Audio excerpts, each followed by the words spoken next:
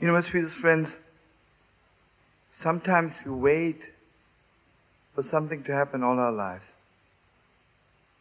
Sitting there waiting. And most of us, when it really happens, we don't know what to do with it. And, you know, sadly enough, most people, when it happens, they think, you know, maybe it was better the way it was before I was waiting for it. Why do I need this whole thing, you know? And there's something very, very deep inside that is getting involved. When the most important thing in my life happens, suddenly I become so old. I think, I'm going to change now, you're crazy. I do the same thing all my life, forget it. So what were you krachzing about all your life? You were crying for it. One more thing, friends. Whenever God opens gates for us, what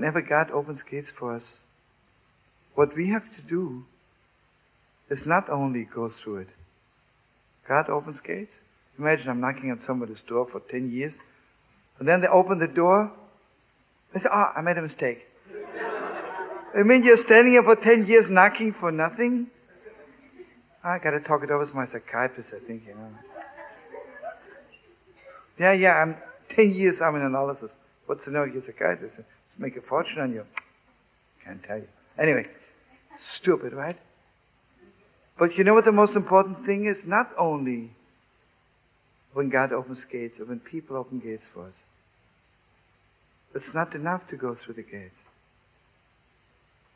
The most important thing is to make the gates even wider.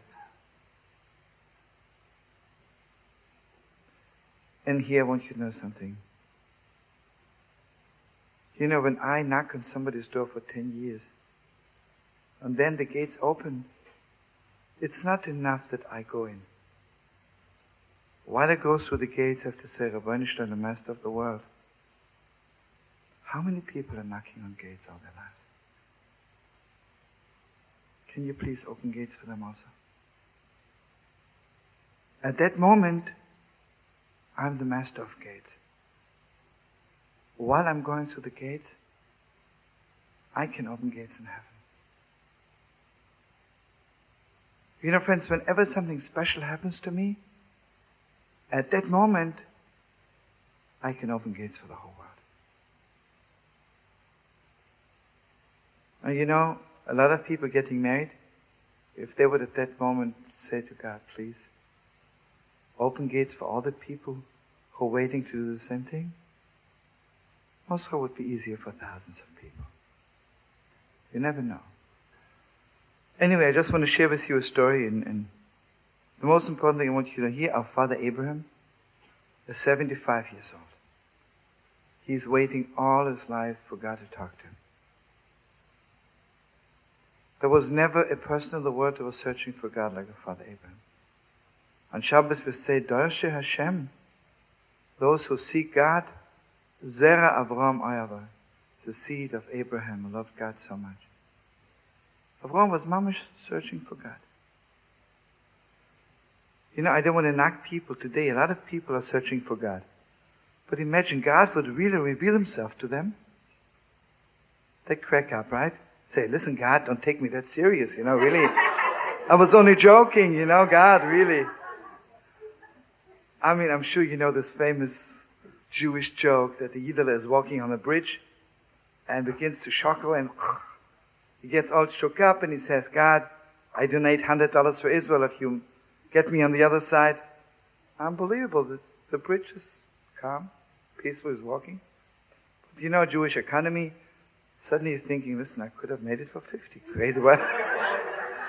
Why did I say 100, right?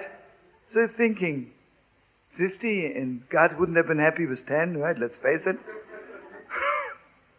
The moment he goes down, begins chuckling again. He says, God, I'm only joking, you know. Okay, now the story of the real God seeker. Listen to this.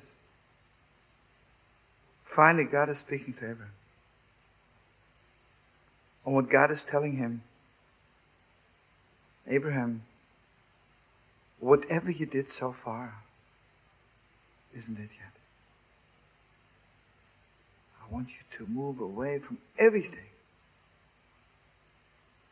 and go to the land which I will show you. Go to the land where I will open gates for you like you never dreamt about. And then the second passage says, you know who came with him? His nephew. You know what that means? Abraham Avinu opened gates with somebody else already. And everybody knows that Lot is a great-grandfather of our mother Ruth, who eventually is the mother of King David, who is the mother of the Messiah. You know what that means? You don't know for whom you're opening gates. Maybe that person's son or daughter will save the world. What do you know? So I want to bless you, friends, whenever God opens gates. Not only God, sometimes people, sometimes we are trying so hard to get close to people. And when it happens, we don't do it. And friends, it's so easy to do today what you did yesterday. And to do yesterday what you did the day before. You know, friends, as far as I'm concerned, the saddest thing in the world is you meet people today and you meet them 10 years later and they haven't moved an inch. You know, basically living in a retarded society. You know that? They have 200 PhDs hanging on the wall, but they themselves haven't moved an inch. In fact, when someone moves too fast, people think they're crazy. Because society expects you, like after Bar Mitzvah, until your dying day, the same level of Jewishness, of God belief, everything, don't move. You know what God says to Avraham? Lech lecho. Avraham, you want to be a servant of God? Move. Keep on moving. I heard from an old Baba Chassid. He told me that. He says, I saw the old Baba Rebbe every day. But believe me, he says, every morning I shivered. He was not the Rebbe from yesterday. Somebody.